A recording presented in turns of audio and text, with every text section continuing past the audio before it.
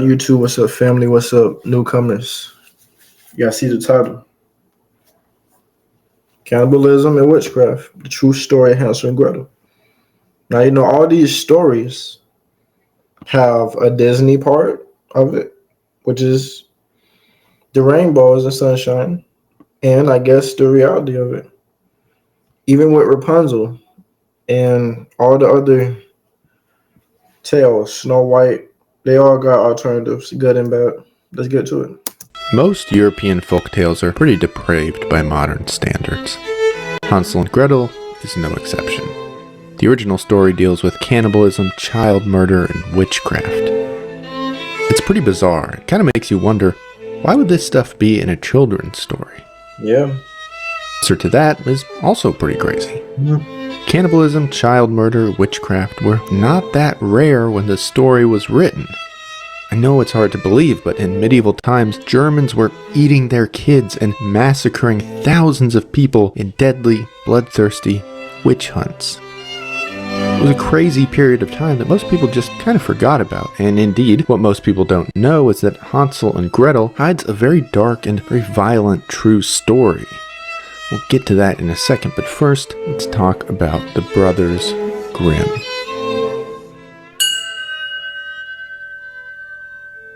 The Brothers Grimm were German academics who together collected and published folklore. During their youth, Napoleon successfully invaded Germany and fragmented the country. The Brothers Grimm saw this as a huge threat to the future of German culture. So they started collecting fairy tales to preserve as much German literature as they could for future generations. Brothers Grimm's intended audience was not children, in fact, but fellow scholars, so perhaps that's one reason they weren't shy about including violent topics in their stories.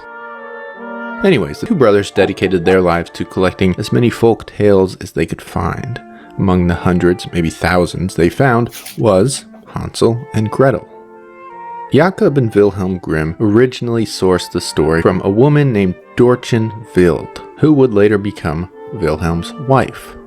Over the years, the Grimms would make a number of alterations to the story.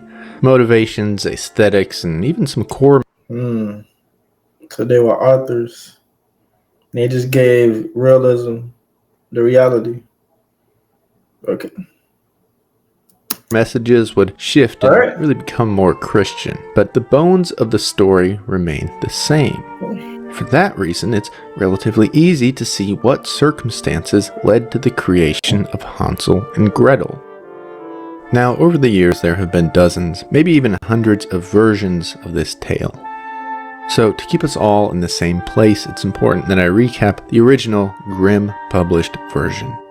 In a second, I will give you the time code to skip this part, since you probably already know the story. However, there are some details in this version that may not be in the version you know. So you may want to listen anyways, but if not, go to this time. So should we just skip it, or should we skip it? A family in Germany has run out of food, and the children are now starving. The mother convinces the father to abandon their children in the deepest, darkest part of the forest. There, she says the children will be killed by wild animals. She tells her husband it would be better for them to die this way than to starve to death. Reluctantly, the father agrees. But the son Hansel overhears their entire conversation. But this is the real story. The next morning, the parents lead Hansel and his sister Gretel into the woods. During the walk, Hansel secretly leaves a trail of pebbles back to their home. The family arrives in the forest, and the parents tell Hansel and Gretel to make a fire. The parents leave, saying they're going to find more firewood. Oh no, they just abandoned their kids. No, that's crazy. Because then I was thinking, okay, wait. So how can't the wolves smell y'all? How'd y'all escape? That's all. Darkness falls. Wow. The parents never return. That night, under moonlight, Hansel and Gretel follow the pebbles back to their home. The father is elated when they arrive, but the mother is furious and disappointed. Food soon runs out again, and the mother insists again that the kids should be abandoned. Okay. So the parents take Hansel and Gretel into the woods. This time, Hansel makes another trail, but with breadcrumbs. However, by the time the parents abandon the kids, birds have eaten Hansel's breadcrumb trail. For 3 days, Hansel and Gretel wander aimlessly through the forest. Eventually, they find a home made out of bread and cake. Starving children begin eating the home when a little old woman comes out and invites them inside. She feeds them candy, cake, and sweets all evening until they fall asleep. But of course, See, now that's the thing. Let's just say y'all in this situation, right? Would you accept the offer to go in?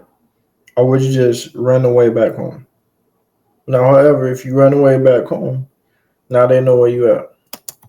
or she turns out to be a witch. She built the house to lure in children, and Okay, yeah, I remember the witch the story. locks Hansel up in a chicken coop and forces his sister to do chores, which include force-feeding Hansel to fatten him up. Eventually, Gretel asks the witch to check on a piece of bread baking in the oven. When the witch checks on the bread, Gretel pushes her in the oven and slams the door shut. The witch burns alive, screaming while she dies in the oven. Hansel and Gretel steal her jewels and run away. Eventually, they find their home and their father. They give him the riches, and the family is now wealthy. It is then revealed that while the children were gone, their mother died. Wow. That is true. Child abandonment and cannibalism are probably the most bizarre parts of this story, but they're also the most true. In the early 1300s, agriculture was spreading across Europe and food was easier to get than ever, so people started having more kids and the population exploded. But then in 1315, there's actually a mini ice age and huge amounts of rain swept across Europe, killing and spoiling all the newly planted crops. This sudden lack of food left much of the new European population starving. The prices of important staples like oats, salt, and wheat soared. So even if people could find these foods, they couldn't afford them. A lot of people died, and impoverished families had to find ways to cope.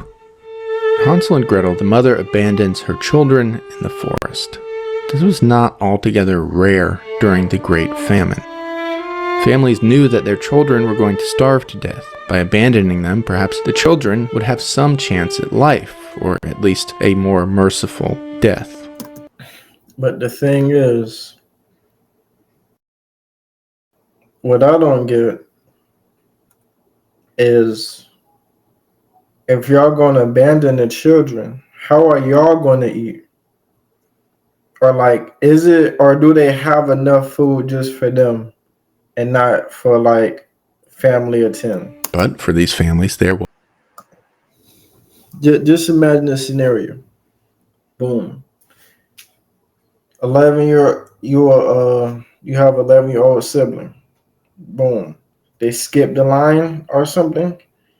Everybody's saying, which, or they end up coughing or getting accusing sick. one another of witchcraft to gain power. Lower class people with a grudge against the elite hurled accusations upwards, often resulting in executions. So perhaps it's no surprise that so much of German folklore, Hansel and Gretel included, centers around defeating evil witches. After all, that's just what people were trying to do at the time. In most modern tellings of the story, the mother actually becomes the stepmother. Throughout European folklore, and specifically the Grimm stories, the evil stepmother is a pretty common trope. No one is really sure why. It could be said that the brothers Grimm didn't want to frighten children with tales of evil mothers. But again, the brothers didn't write these stories for kids. Instead, they were just meant to serve as a record of German culture. So the evil stepmother probably comes from two places. First, a desire to preserve the purity and sanctity of motherhood. And second, just social reality. Women often died in childbirth at the time, so stepmothers were just way more common than they are today. Perhaps the stepmother served in these stories as a foil to the virtuous birth mother. She was everything that a biological mother should not be: cruel, unloving, villainous. Interestingly, Hansel and Gretel's stepmother, or mother, dies when they kill the witch. A Shyamalan-esque interpretation would tell us that the mother and the witch are the same person. This feels unlikely. More likely, they both represent some form of evil and some form of, then, normal sexism. Only with the deaths of the wicked women can the children return to the safety of their patriarchal home.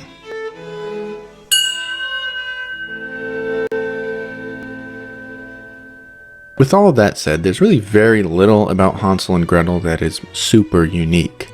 It's hard to know whether elements of this tale spread through Europe or if Hansel and Gretel picked up pieces from other stories. But the DNA of Hansel and Gretel can be found all throughout European folklore. In the Italian tale Nannino e Nannella, an evil stepmother abandons her children in the woods. The father leaves a trail of oats for the kids, though the trail is eaten by a donkey. There's also the French tale Finette Cendrillon. In this story, a king and queen abandon their children in the forest. One of the daughters uses a piece of thread to create a trail back home before they are abandoned again. The kids end up in the hut of an ogre and a hag. One of the daughters tricks the ogre into getting in the oven before she decapitates the hag. There's also a tale called Little Thumb. In this story, some children are again abandoned in the woods and find themselves in the home of an evil drunken ogre and his ogre daughters. The ogre intends on eating the lost children, but kids trick him into murdering his own daughters, setting the lost kids free. Those kids are smart. So just a few examples. There are literally dozens more stories that share plots and themes with Hansel and Gretel. Ultimately, Hansel and Gretel is not a true story.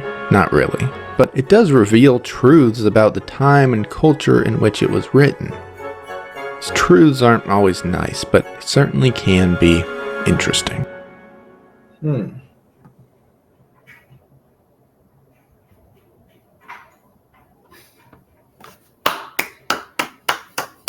Bravo. That was a good one. That was a good one. That was a good one. To fit my favorite part about it was because all the kids ended up outsmarting all of the people.